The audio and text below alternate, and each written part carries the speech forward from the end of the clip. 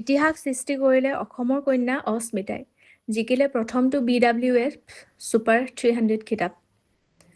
আজি সমগ্ৰ দেশতে চৰ্চাত আছে অসমৰ এগৰাকী তাৰকা খেলুৱৈ।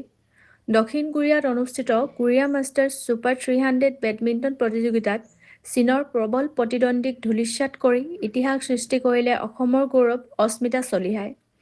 কিদৰে আহিল এই ঐতিহাসিক সাফল্য, জানিবলৈ ভিডিঅ'টো শেষলৈকে চাব। দক্ষিণ কোৰিয়াৰ আসান চহৰত অনুষ্ঠিত বেডমিণ্টন ৱৰ্ল্ড ফেডাৰেশ্যনৰ ছুপাৰ 300 প্ৰতিযোগিতাত এক অবিশ্বাস্য প্ৰদৰ্শন আগবঢ়ায় 26 বছৰীয়া বাওঁহতীয়া খেলুৱৈ অস্মিতা চলিহাই। ফাইনেল মেচৰ প্ৰথম গেমটো 14-21 ব্যৱধানত হেৰুৱাই পিছপৰাৰ পিছতো তেওঁ দুৰ্দান্ত প্ৰত্যাৱৰ্তন কৰে।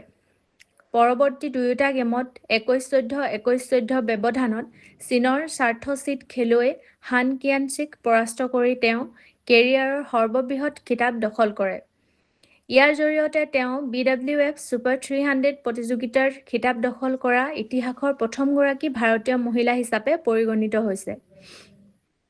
গুৱাহাটীস্থিত নেশ্যনেল চেণ্টাৰ অৱ এক্সিলেন্সৰ প্ৰশিক্ষাৰ্থী অস্মিতাই এই ঐতিহাসিক সাফল্য লাভ কৰে।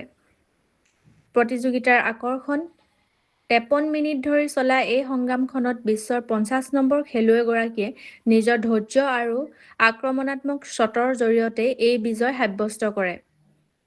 আহক প্ৰতিযোগিতামূলক পৰীক্ষাৰ বাবে গুৰুত্বপূৰ্ণ কেইটামান প্ৰশ্নোত্তৰ নোট কৰি লওঁ। অস্মিতা চলিহা কোনখন খেলৰ লগত জড়িত? উত্তৰ বেডমিণ্টন।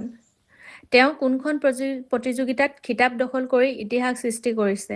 উত্তৰ কোৰিয়া মাষ্টাৰ্ছ ছুপাৰ 300। এই কৃতিত্ব অৰ্জন কৰা তেওঁ কিয় বিশেষ? উত্তৰ তেওঁ BWF ছুপাৰ 300 প্ৰতিযোগিতাৰ খিতাপ লাভ কৰা প্ৰথমগৰাকী ভাৰতীয় মহিলা। অসম তথা দেশলৈ এই গৌৰৱ কঢ়িয়াই অনা অস্মিতা চলিহালৈ আপুনি তলত কমেণ্ট কৰি শুভেচ্ছা জ্ঞাপন কৰিব।